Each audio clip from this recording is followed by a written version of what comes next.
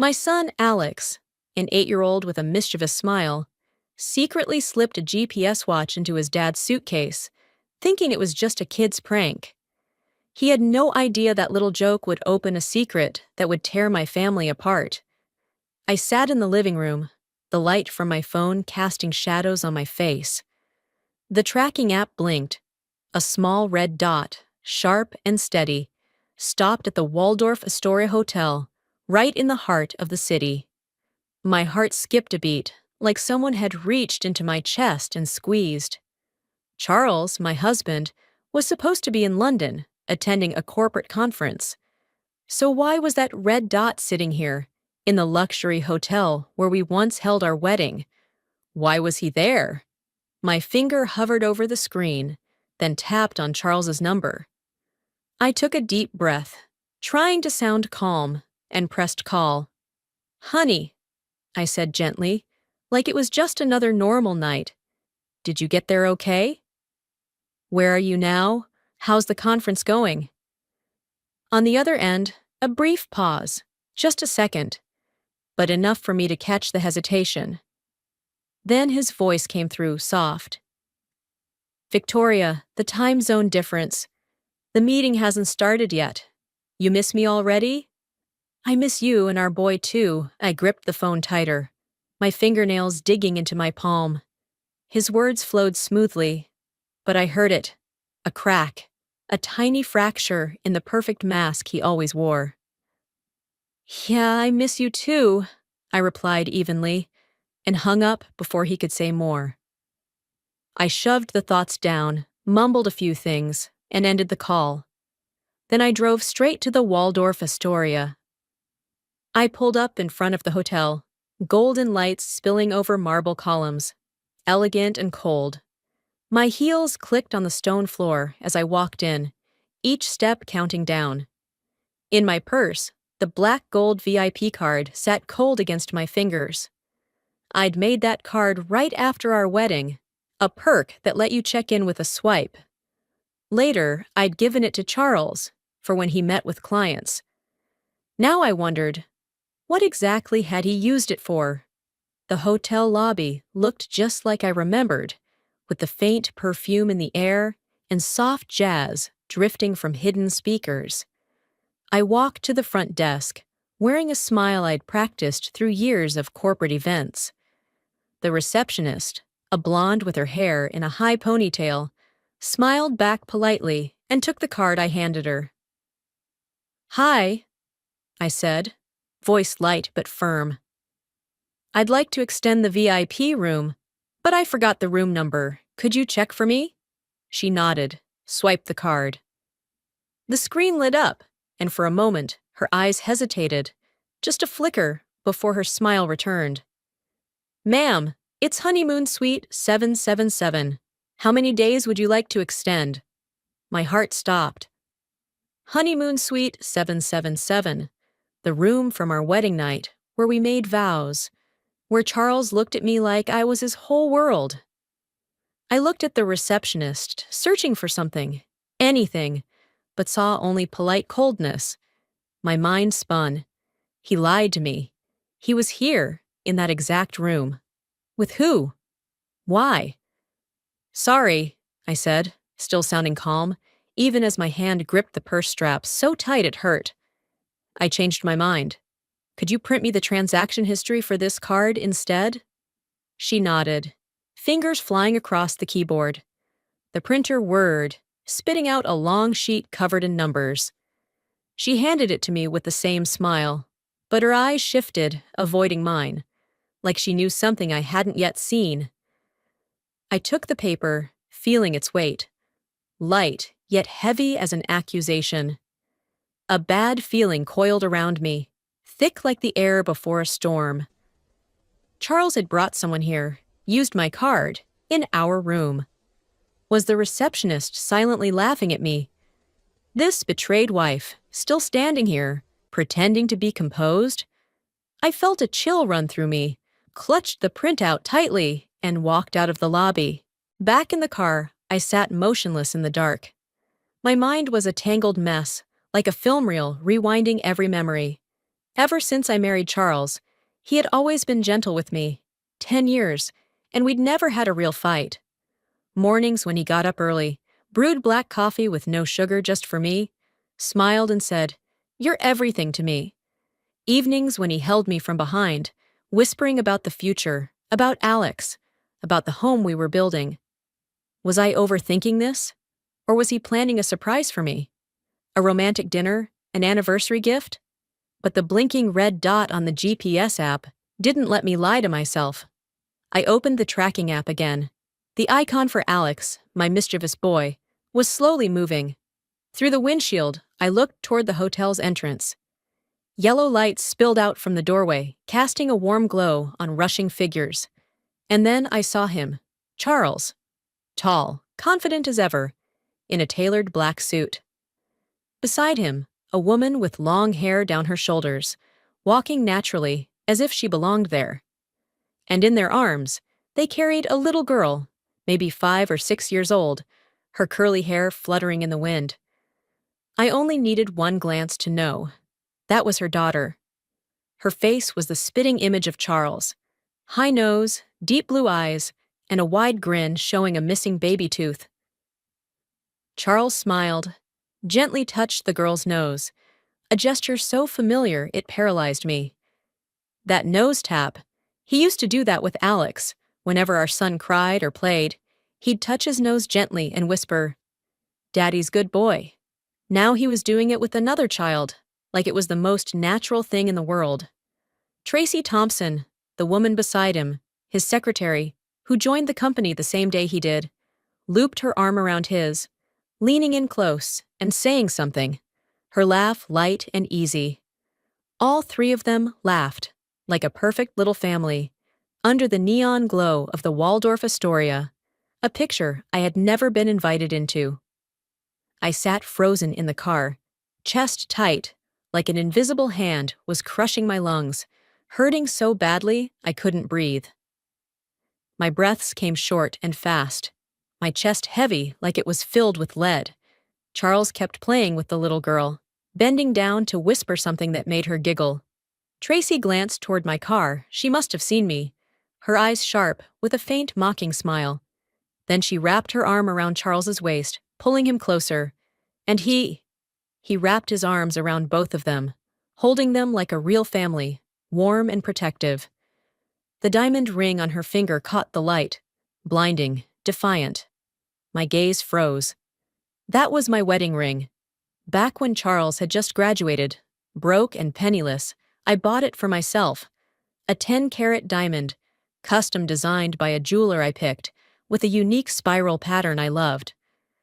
There was only one in the world. And now, it sat on Tracy's finger, glittering like a living betrayal. I stared at my wedding ring, on her hand. In that moment, I no longer needed to ask Charles anything. I pulled out my phone, fingers trembling, and snapped a photo, capturing the moment. The three of them quickly got into a taxi parked outside the hotel. The door closed, and the car drove off. I fought back the flames of rage, opened the transaction record on my phone, eyes scanning the cold, emotionless text. The most recent booking, just yesterday, included a special room service, anniversary dinner by candlelight. Anniversary dinner? Yesterday was our 10-year wedding anniversary.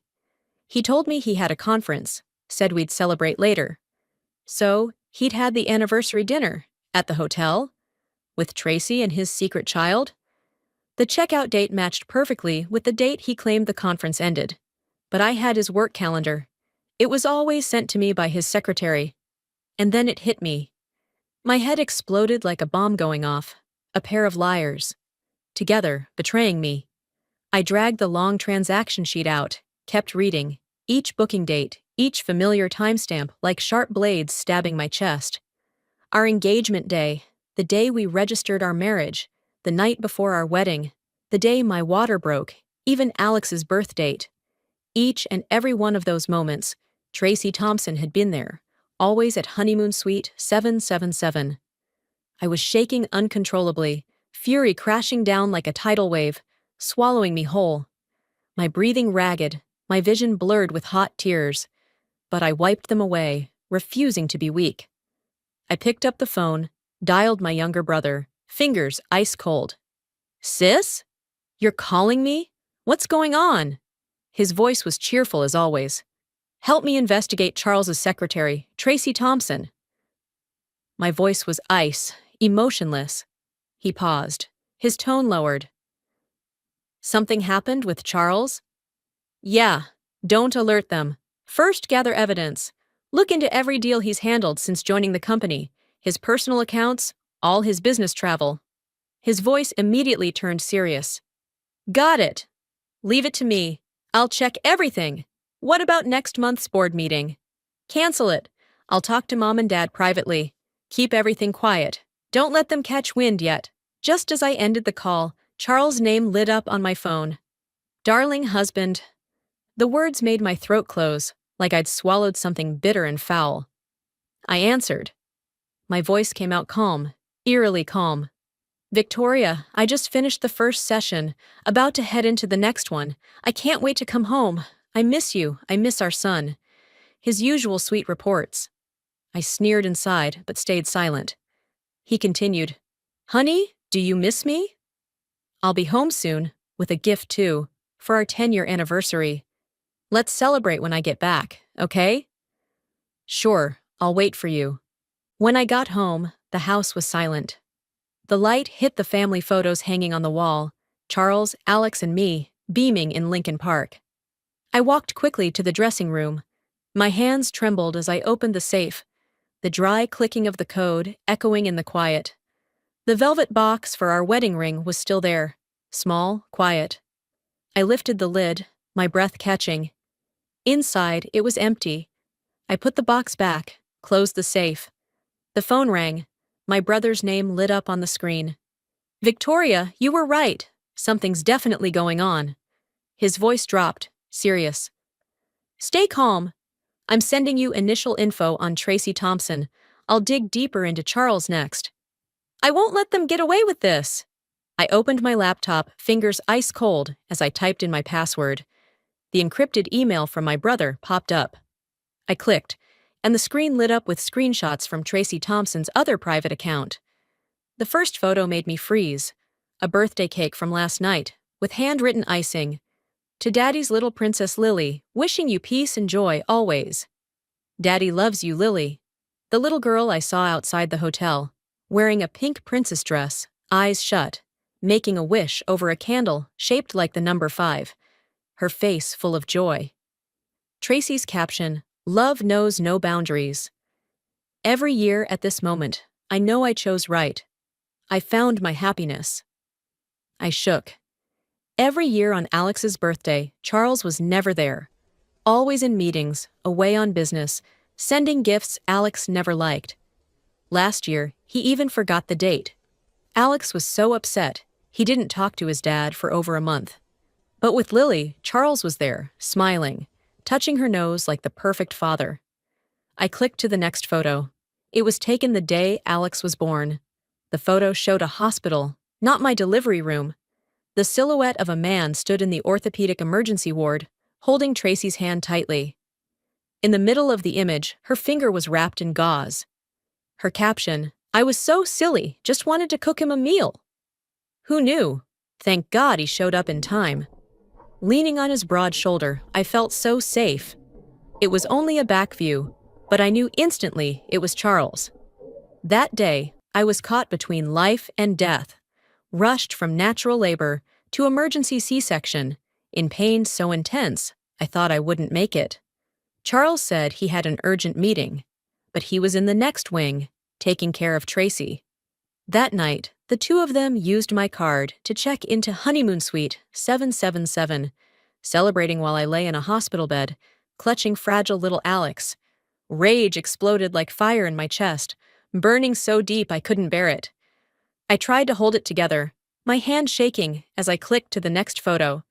The next photo was from the night before my wedding. Honeymoon Suite 777, the room I had carefully prepared, decorated each candle, each rose petal, for my first night as Charles' wife. In the photo, Charles was leaning in to kiss Tracy, his arm tightly wrapped around her waist, inside the very room that my wedding planning team and I had spent over a month designing. Every item, from the white silk bed sheets, the sparkling crystal chandelier, to the vases of lilies I personally picked.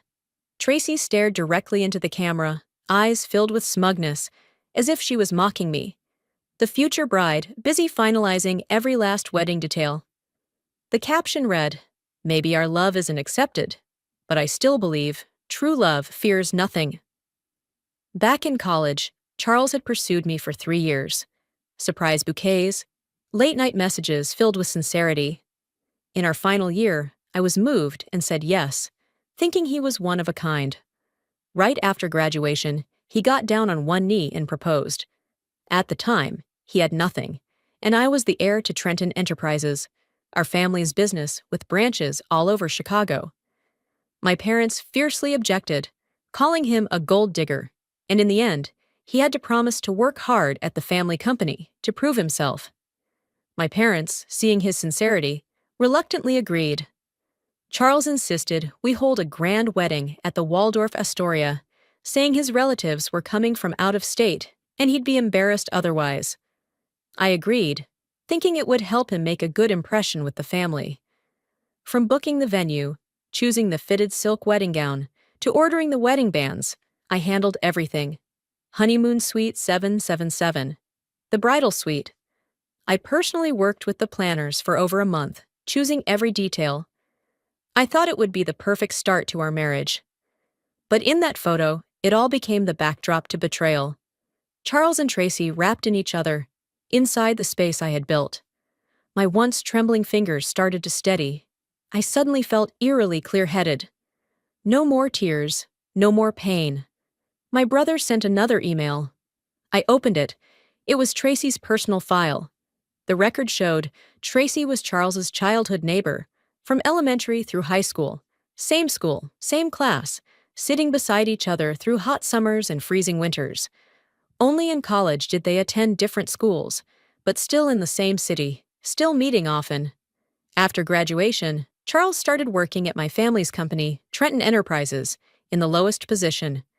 Less than a month in, he asked to refer someone with a decent degree. I thought Tracy was just an acquaintance and agreed out of courtesy. Turns out, he brought his first love into the company, right under my management, so they could continue their relationship in the shadows. Right after the wedding, Charles wanted shares in Trenton Enterprises, but my father refused, saying, "Talk to me again in a few years. Prove yourself first." Charles did work hard. He rose from junior staff to department head, then branch director. Late meetings, long business trips. I used to be proud of him. This year, Alex is almost 8. My father finally said, "Charles has proven himself." It's time he agreed to host the formal announcement and transfer 10% of the company shares to Charles. I called my father to cancel the shareholder meeting next month. I want a divorce from Charles. I don't know how long I sat there, unmoving, the light from the laptop still casting a glow on my face, illuminating the cold lines in my brother's email. The house was dead silent, except for the ticking of the wall clock, steady, mechanical, as if it were counting each broken beat of my heart. Suddenly, Alex's bright laughter rang from downstairs. He had just finished his piano lesson. The sound of feet racing up the stairs, like a little whirlwind, burst into my room. Alex climbed into my lap, his messy hair brushing my cheek. Then he looked up, his big eyes full of concern. "Mom, what's wrong? Were you crying?" I flinched, touched my face, and only then noticed the tear track still cool on my cheek. I quickly wiped it away and forced a smile, trying to act normal. "No, baby. Mommy's just a little tired." But Alex wasn't easily fooled. He frowned, squinted at me like a little detective. "Did Dad make you mad?" "Let me see where he is." Before I could stop him, he snatched the phone from my hand. His tiny fingers moved fast, opening the GPS app quicker than I thought possible for an 8-year-old. "Mom!" Alex looked up, confused. "Why is Dad's watch at the old apartment? Isn't he supposed to be overseas on business?" I took the phone back, eyes locked on the screen. Sure enough, The red dot was blinking at the suburban apartment, the one we bought when we first got married, our very first home. Last year, Charles urged me to move to a new house closer to a better school, said it would be more convenient for Alex. The old place was left vacant. Charles said he'd hired a cleaner to maintain it. I hadn't thought much of it until now. Now I understood. He rushed me to move out, not for Alex, but to make room for Tracy and her child. I stood up suddenly, bolting out the door. Alex sensed something was wrong and ran after me, his little legs hopping to keep up.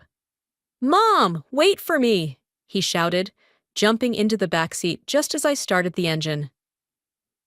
Charles had planned this all along. Every sweet word, every embrace, every time he called me, "my dearest Victoria," all lies. For 10 years, he'd been having an affair with Tracy, brought her into my company, and raised their child together. He even took over my apartment, living happily with Tracy and her daughter, as if they were a real family. So what am I? Just a tool for his ambition? A fool for them to lie to and step on? I gripped the steering wheel tightly, trying to steady my breath. Alex was in the back seat, his wide eyes watching me through the rearview mirror. I couldn't lose control. Not now. The car sped through the streets, streetlights flashing past like broken rays of light. When we arrived, it was 8 p.m. The house was lit brightly, golden light glowing through the windows, glaring in the night. Alex and I stood at the door. I pressed my finger to the fingerprint lock, but the screen blinked red. Fingerprint denied. Alex ran up and entered his birthday. Incorrect. I tried my own birthday, still wrong. All our old passwords had been erased. I opened the file my brother sent on Tracy, found her date of birth. My fingers trembled as I typed in the digits. The door unlocked. Charles came rushing out at the sound of the door, wearing a checkered apron, shirt sleeves rolled up, arms still wet. When he saw me, he froze, hands suspended midair, water dripping onto the hardwood floor. His eyes widened, then quickly turned into an awkward smile. "Victoria, what are you doing here?" I said nothing, face cold as ice, walking straight inside. Alex followed closely, his little hand gripping the hem of my shirt. In the living room, on the brown leather sofa I once chose, an older woman sat comfortably like she belonged, Mrs. Martha Thompson, Tracy's mother. The housekeeper Charles had once mentioned. Well done, Charles. Tracy and little Lily were at the dining table, food laid out, steak, mashed potatoes, Caesar salad, the smell filling the air like a cozy family dinner. Tracy saw me, expression calm, not a hint of panic, her eyes passing over me like I was a stranger. She didn't even try to explain.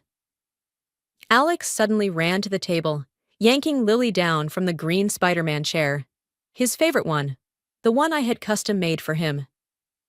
"Who are you? Why are you sitting in my chair?" he shouted, furious. He grabbed the toy in Lily's hands, the one I bought for him last year. "This is mine! You're a thief! I'm calling the police and having you all arrested!" His voice cracked as he yelled, face flushed red, and he kicked Tracy hard in the leg. Lily burst into tears, clinging to Mrs. Thompson, wailing, "Grandma, he's bullying me!" I'm scared. Bravo, Charles, using my money, my home, to support Tracy's whole family. Seeing her daughter cry, Tracy reached out to snatch the toy from my son's hands.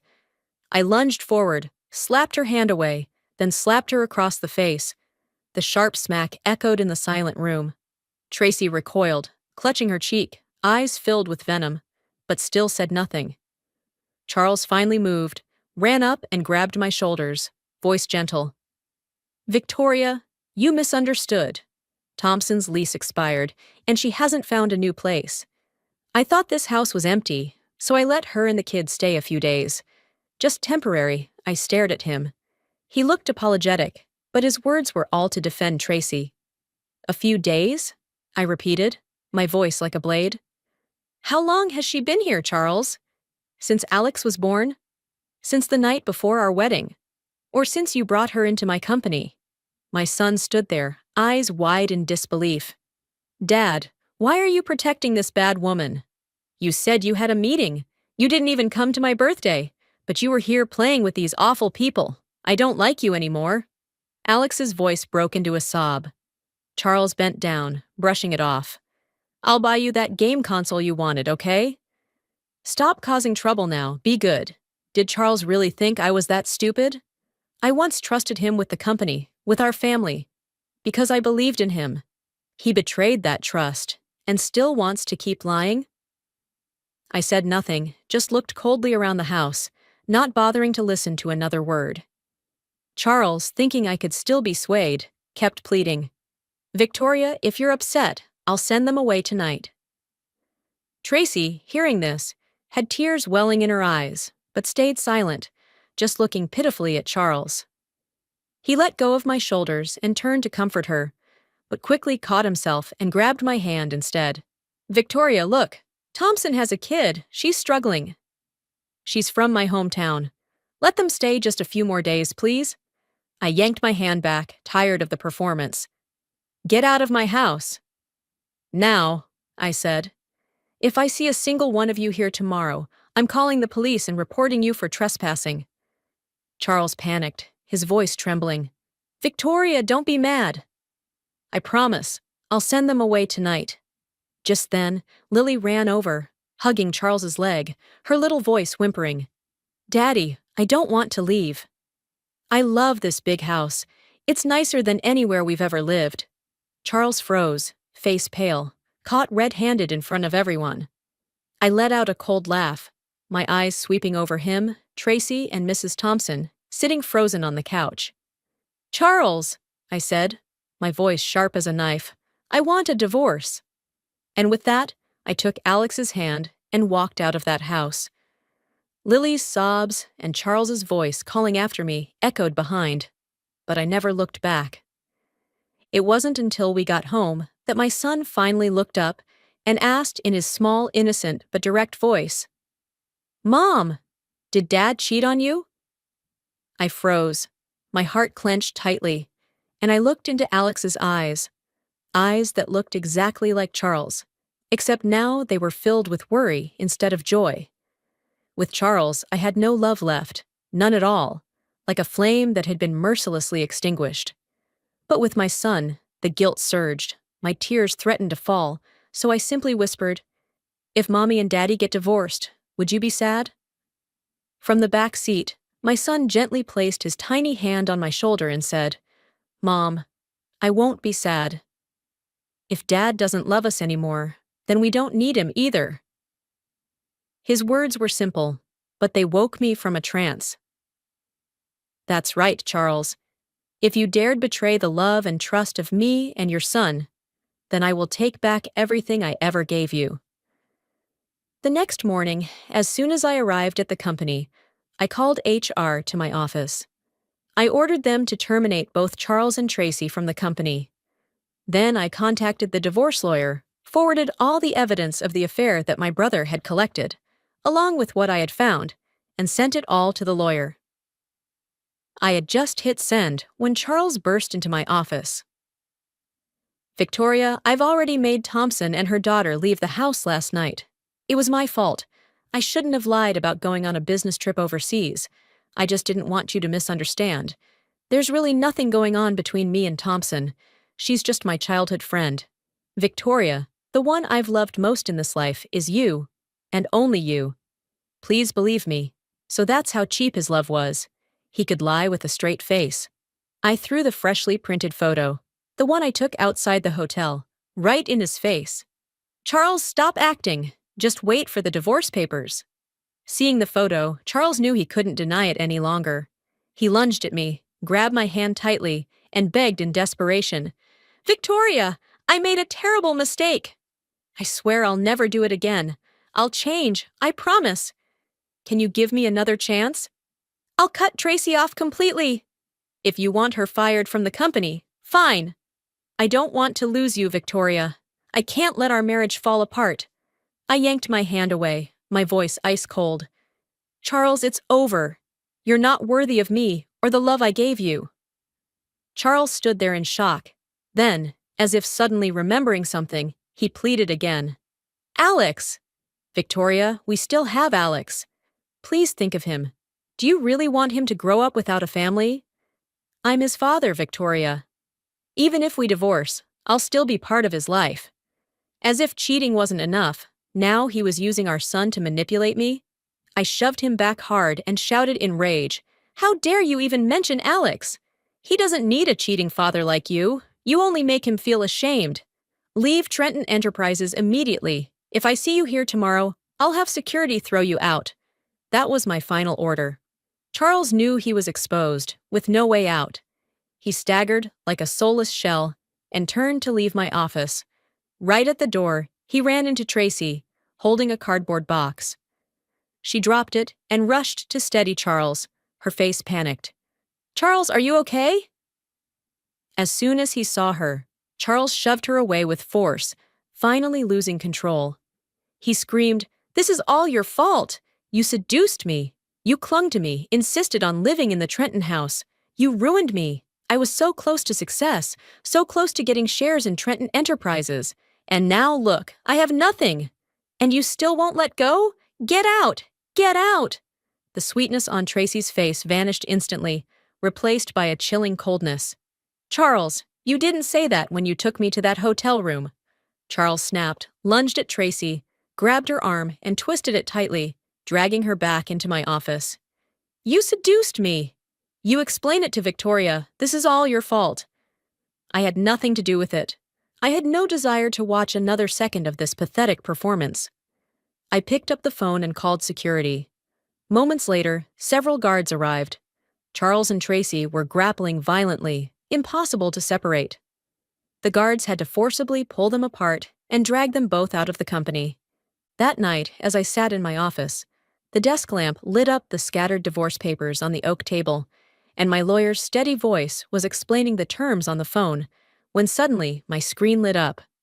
My brother's name flashed. I signaled the lawyer to pause, answered the call, and my brother's voice came through, urgent and worried. Sis, you're trending on X. Tracy's smearing the company. I immediately opened the X app, my fingers swiping quickly, and sure enough, a headline blazed across the top. Trenton Enterprises brutally fires employee. Beyond inhumane. With thousands of shares, likes, and a comment section exploding like wildfire. I clicked the video. Tracy's sobs echoed at once, her face red and blotchy, hair messy like she'd been in a fight, clothes torn in places, collapsed on the asphalt in front of the company gates, the camera shaking as if the person filming couldn't hold it still. Tracy looked up, eyes glassy with tears, and shouted into the lens, her voice trembling with sorrow. Mrs. Trenton, I know you're the heir of Trenton, the one with power. Ever since I joined the company, you've suspected me, targeted me on purpose. But I was just your husband's childhood friend, nothing more. You kicked me out of the company. I'm just a poor single mom trying to live a decent life with my child. Now I have no home, no job. Please just let me go. The video had been maliciously edited, only showing the part where security escorted her out of the company, with no context, no truth. Just Tracy as the fragile victim, collapsing in the street, weeping dramatically. That short clip threw both me and Trenton Enterprises into the center of a social media storm. Comments poured down like rain, each line stabbing at the company's reputation. The screen overflowed with furious posts. So just because you're rich, you get to do whatever you want? One user typed, with an angry emoji. Capitalists are disgusting, sucking workers dry, another wrote, tagging #BoycottTrenton. Spoiled brat of a billionaire bullying a poor mom, someone added, along with a meme of a rich person mocking the poor. That's how social media works. What you see isn't always the truth, but it spreads like wildfire, destroying everything before you even have a chance to fight back. I gripped the phone tightly, but I wasn't panicking. Only a cold fury was starting to rise. My brother called again, voice more urgent. Sis, should I contact PR to pull the trending thread on X? I cut him off, voice calm as ice. No need. Isn't this the perfect opportunity? Get ready, I want Trenton Enterprises to trend on X again. After hanging up, I arranged for my son to go on a trip with my mother for a while. No distractions behind me now. I was ready to go to war with those two liars. I hired a private investigator, a middle-aged man with a calm, deep voice over the phone, and sent him to the small town in the Midwest where Charles grew up. He investigated thoroughly, digging through school records, interviewing former neighbors, and eventually sent me a thick folder of documents. I organized everything chronologically, piecing together the full story from start to finish. I divided the files into several parts, like a drama series, planning to release them one at a time. While the initial heat from the trending thread was still alive, I dropped part 1, a post on X, about Charles and Tracy's childhood friendship and first love. How in college, Charles was officially dating Tracy, while at the same time writing love letters to pursue me. It exploded. X went wild with retweets, likes, and a frenzy of comments. The person at the center had spoken. Even people who hadn't cared before now followed the story, hooked like it was a Hollywood drama unfolding live. Public opinion turned sharply against Charles and Tracy, with comments raining down. OMG, another twist? So it was drama with the childhood sweetheart, one person wrote, adding a shocked emoji. Classic jerk, wants the best of both worlds. Already had a girlfriend, still chased after Victoria Trenton. Another wrote, tagging hashtag scumbag Charles. Total gold digger, just trying to climb the ladder, someone added. Victoria was betrayed. Poor woman.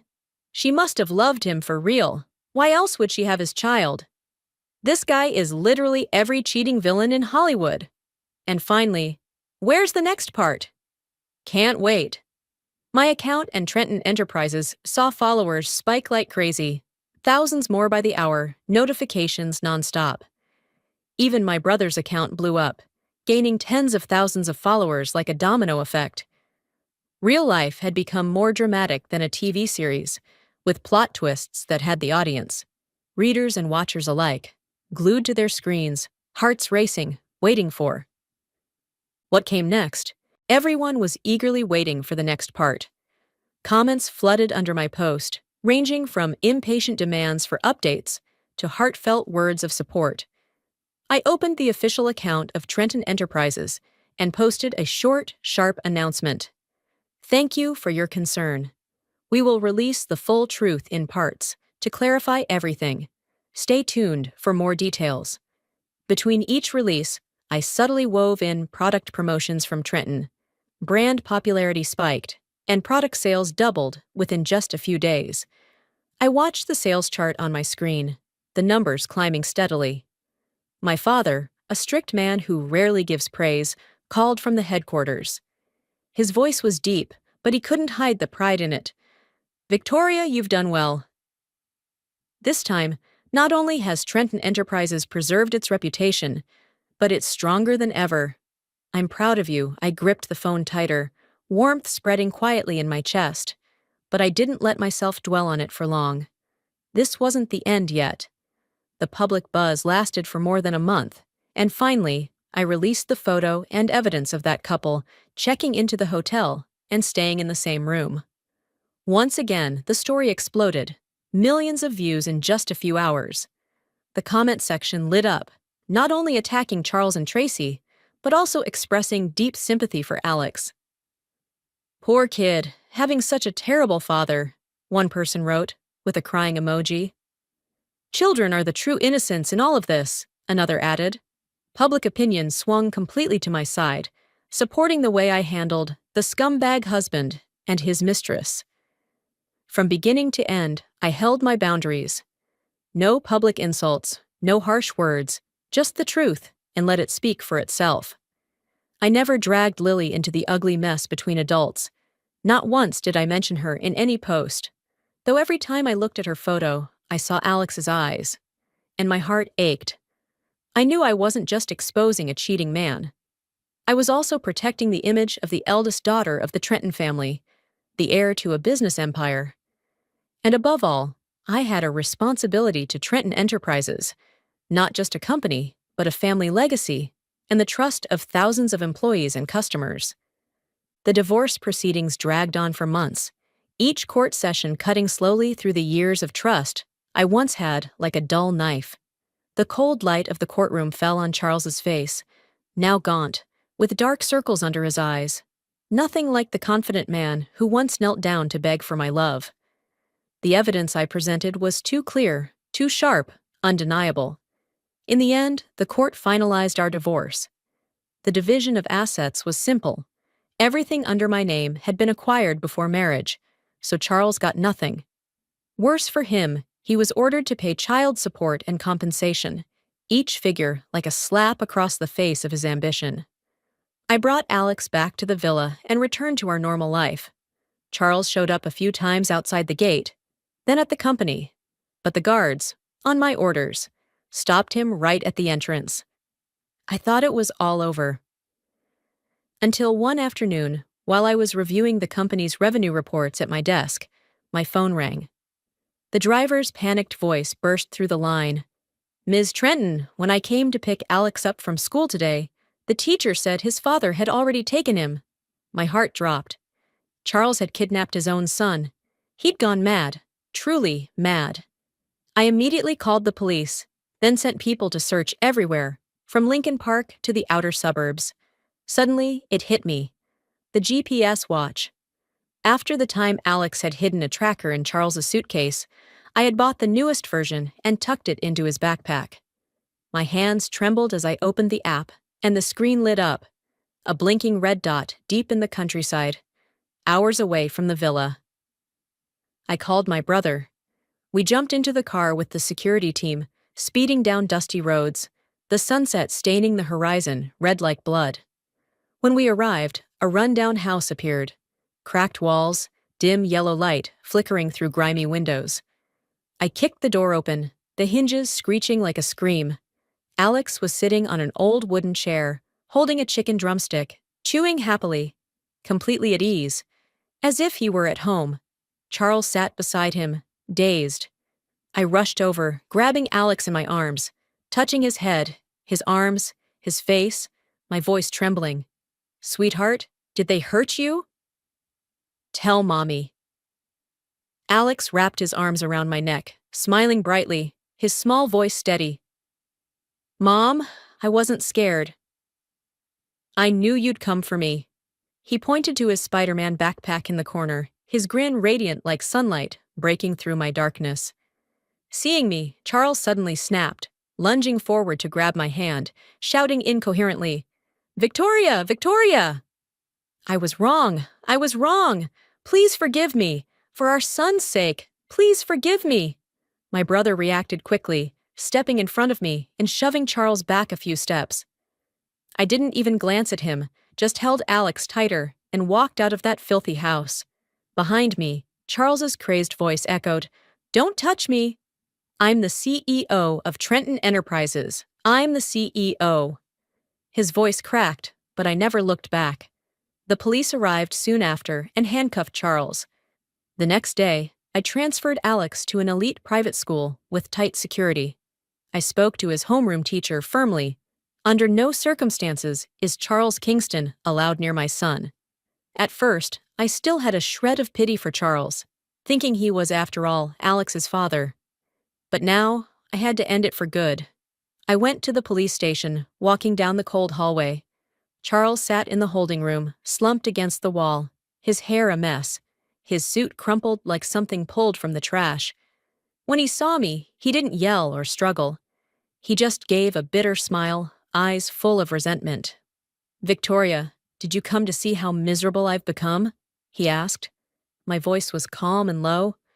"Charles, you used me, deceived me. This ending is exactly what you deserve."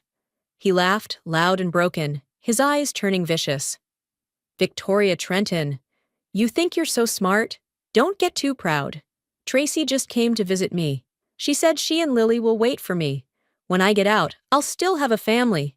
I'll start over. I, Charles, will rise again and make you regret this." I smirked faintly, pulled 2 DNA test reports from my purse, and tossed them right in his face. The papers fluttered through the air and landed on the floor in front of him. The first report, Charles and Lily, not biologically related. The second, Chris Kingston, Charles's older brother, and Lily, a biological match. This secret was uncovered by my private investigator during his digging in Charles's small hometown. Tracy had written love letters to Chris back in high school. Charles' eyes widened as he snatched the papers, flipping through them, his hands trembling violently. No, no way! Tracy wouldn't lie to me. His voice cracked, his eyes empty, like a man who had just lost everything. Then, like he'd gone mad, he jumped up, tearing the reports to shreds. His screams filled the cell, cursing Tracy. That bitch! She lied to me. She lied to me. But a report can be torn. The truth cannot. It had already carved a wound in him that would never heal. Charles was released a few days later. Because he was Alex's father and hadn't physically harmed anyone, he was only placed under supervision.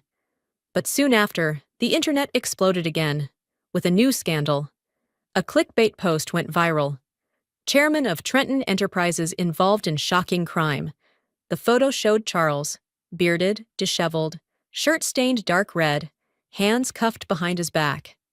Beside him lay a woman's blurred body, but her right hand was clear, a diamond ring glinting under the flash, the very ring I once chose for our wedding day. Comments on X blew up. The Trentons' real-life drama is better than any movie. Didn't see that twist coming? It's like a film spilling straight into reality. I read them silently. No comments, no reposts. I simply closed my laptop and looked out the window at the flickering lights of Chicago. Charles had dug his own grave, and I, finally, had walked out of the storm. Trenton Enterprises once again captured everyone's attention. I didn't waste the opportunity. Every moment was used to elevate Trenton Enterprises, turning it into one of the most powerful corporations in the industry. This campaign, like a perfectly played chess match, earned me an additional 20% of the company's shares. I stood up, stepped out onto the balcony, the wind brushing past me, carrying the early chill of the season, brushing my skin like a whisper of freedom. In the soft golden sunlight, the city stretched out before me, skyscrapers glinting like dreams finally awakened. I closed my eyes, took a deep breath, feeling my chest lighter than it had in years. No more Charles, no more Tracy, no more lies. Only me, Victoria Trenton. Alex, my son, now bears the Trenton name. Our villa is now a true home, the dining table filled with laughter, the smell of fresh-baked cookies from the kitchen, and evenings where Alex curls up next to me, reading stories under the warm glow of the lamp. Every moment is a piece of healing, stitching back what was once torn. Over a month later, the police contacted me. The officer's voice was calm and respectful on the phone. Ms. Trenton, we've recovered the wedding ring you reported missing. Please come and claim it. I drove over and stepped into a small room with cold gray walls.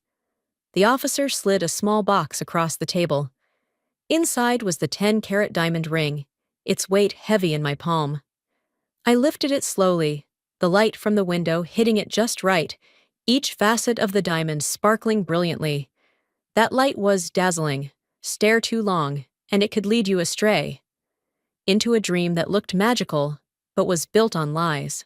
I didn't wear the ring. Instead, I brought it home, placed it into a small wooden box, locked it, and tucked it into the deepest drawer in my bedroom. The sound of the drawer closing felt like closing an old chapter, one that no longer haunted me. I stepped into the backyard, where Alex was watering the newly planted flower beds, water splashing onto his shirt as his laughter rang out, mingling with the bird song of the morning. Peace doesn't come when every storm ends. It comes when you can stand still in the quiet and no longer feel afraid. I had walked through darkness, where lies cut like blades into my heart, but now, every step I took had the rhythm of freedom, and every smile from Alex was a light that healed. I was no longer the Victoria from 10 years ago, the girl dreaming under the sparkle of diamonds. I was Victoria Trenton, the woman who took herself back piece by piece.